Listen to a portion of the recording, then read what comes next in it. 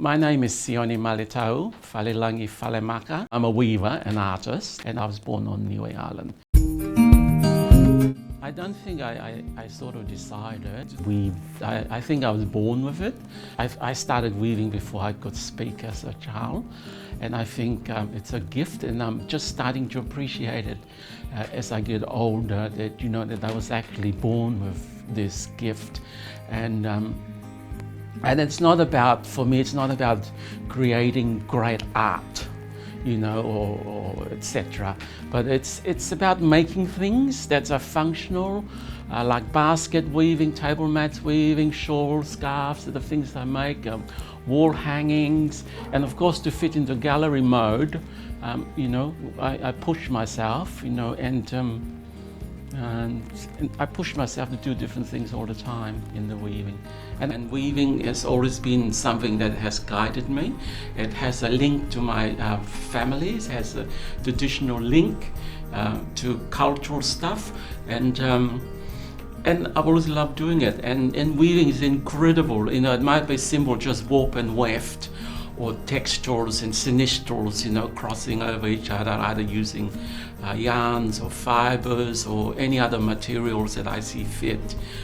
But it's cultural, it's inherent in me. Polynesian culture is very big on their philosophy. They tend to think if it's good enough to look at, it must be good enough to be utilized. So the importance is a connection with the community. It gets everybody, involved. It doesn't matter how humble it is, everyone had a role to play. So it's very important for a community to be connected through their weaving.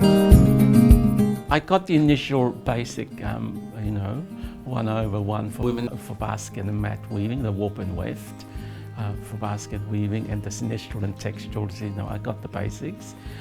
The rest is self-taught by me. I research and I read quite a lot of stuff, and I did go to the textile school where they introduced me to weaving with looms and stuff like that. That was a while back now.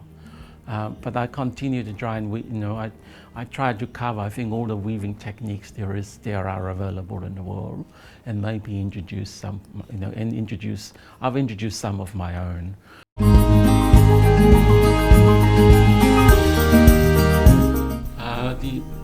The influences on my art would be quite varied, and there'll be a multitude of influences. I'm open to, especially indigenous cultures from across the world. The pieces in the museum are, one of them is quite traditional, I think, I remember now. And one of them is it's a feathered woven using emu feathers, because I like working with emus, and because it's sort of my link to the Australian culture. Using something that's from this land.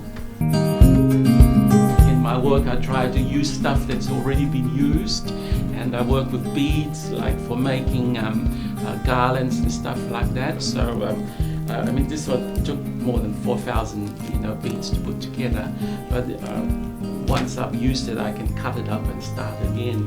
So in that way I'm continually giving it a new face, I guess, to recycling. And in that case people don't have to produce so much anymore. I think it's better for the environment, and recycling is enormous. There's so much stuff available now. I think for a long time I stopped making things in my practice as a weaver, because I said there was no need to generate any more rubbish, because there is so much rubbish being made daily. So if I could, unconventional odd materials like films and film strips, polished straps and stuff like that, I could use, because I think I might be able to stop that from going to the waste. And with the packaging tape, I said, maybe I'll be able to delay that from ending up in the ocean. So, and for the artistic aspect, teaching using poly straps, it's a lot easier to use rather than use natural materials. Young learners or people who hasn't woven before, so there is that tactile and consistent in diameter of the fibers that I could use while I'm teaching as well. So I like those. I like philosophies that are kind to the universe. It doesn't generate too much waste. They are the influences, and color, of course, you know. And if I could make somebody happy looking at something simple I make, I think that would influence me more.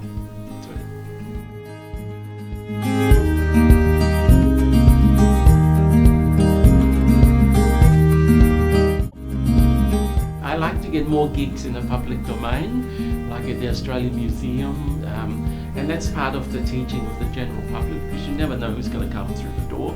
They don't have any expectation. So I kind of like that challenge, because I usually get a lot of kids to come through and say, oh, we want to make that, and we want to make that, and we want to make that. I say, oh, we've got 10 minutes, that's great, we can make more of that.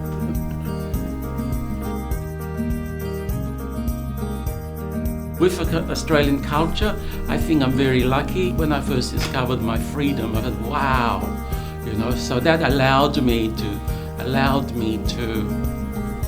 be me, I guess. So it's a freedom that has come to me. It's probably at a cost to my family, because I don't have very much to do with them. We all tolerate and like each other, but at the end of the day, I think there are certain aspects in our life that will never be the same. You know, hopefully have a closer time with my family. But the plans, you know, I will continue to weave, obviously. I'll never give up weaving, because it's like people go to the gym, I guess. I don't wake up in the morning and run to the gym. I wake up and come out of this front room and start weaving or making something. So I will continue to do that. And I'm still continuing to learn. I'd like just to stay home and weave for the rest of my life and make art.